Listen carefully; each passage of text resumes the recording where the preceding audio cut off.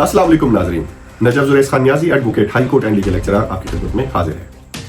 Viewers, क्या सिर्फ stamp paper पर लिखकर दस्तखत कर देना काफ़ी होता है? क्या हर मुआहदा अदालत में काबिल कबूल है?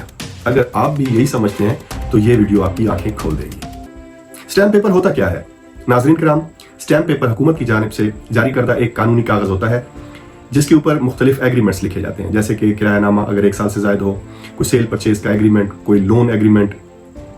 और ये स्टैम्प ड्यूटी के एवज इसको परचेज किया जाता है, यानी कि जब स्टैम्प पेपर को हम परचेज करते हैं तो इसके ऊपर जो पैसे अदा किए जाते हैं वो स्टैम्प ड्यूटी होती है।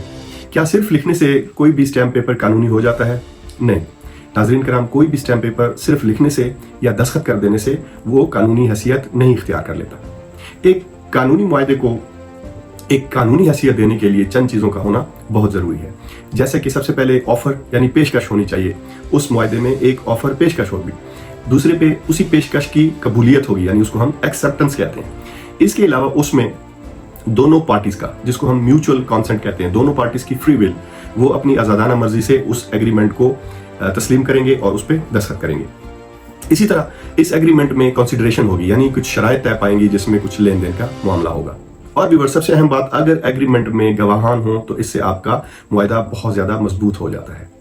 व्यूअर्स, अगर स्टैम्प पेपर कम अदा किया गया है, यानी कि कम मालियत का स्टैम्प पेपर खरीदा गया है, तो ऐसा स्टैम्प पेपर और इस पर लिखा जाने वाला जो मुआहदा है वो कमजोर हो सकता है और वो कोर्ट में इनएडमिसिबल यानी नाकाबिले पेशरफ्त भी हो सकता है। इसी तरह व्यूअर्स, इसकी रजिस्ट्रेशन, इसी मुआहदे की रजिस्ट्रेशन और नोटराइजेशन भी जरूरी है। जो मुआहदे, किरायानामा वगैरह और इसी तरह जो दीगर एग्रीमेंट्स हैं, जो मुआहदे हैं, अगर वो रजिस्टर्ड हो जाते हैं तो उनकी कानूनी हैसियत बहुत ज़्यादा हो जाती है और वो कोर्ट में बहुत ज़्यादा अहमियत के हामिल होते हैं। और व्यूअर्स, अगर मुआहदे पर कोई भी फरीक अमल नहीं करता तो उसके ऊपर अदालत में जो केस करने का टाइम है वो 3 साल है। यानी किसी भी मुआहदे पर आपको जो दावा करना है वो 3 साल के अंदर अंदर करना है, और ये अक्सर केसेस में होता है। मुआहदे के लिए स्टैम्प पेपर का गलत इस्तेमाल किस तरह से होता है?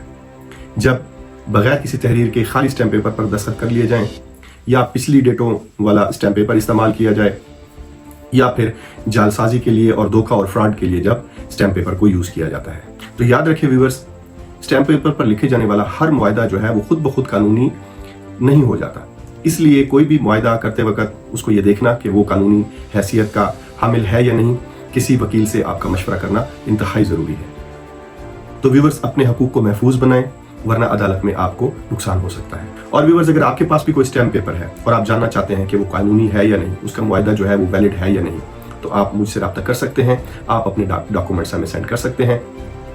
हम आपको बताएंगे कि इस मुआहदे की कितनी वैल्यू और कितनी हैसियत है। मैं उम्मीद करता हूं कि आज की वीडियो आपको जरूर पसंद आई होगी। अगर वीडियो पसंद आई है तो इसको लाइक कर दें, कमेंट सेक्शन में अपना फीडबैक जरूर दिया करें, वीडियो को ज्यादा से ज्यादा अपने फ्रेंड्स के साथ शेयर भी कर दें, और मुझे अगली वीडियो तक इजाजत दें। अल्लाह हाफिज।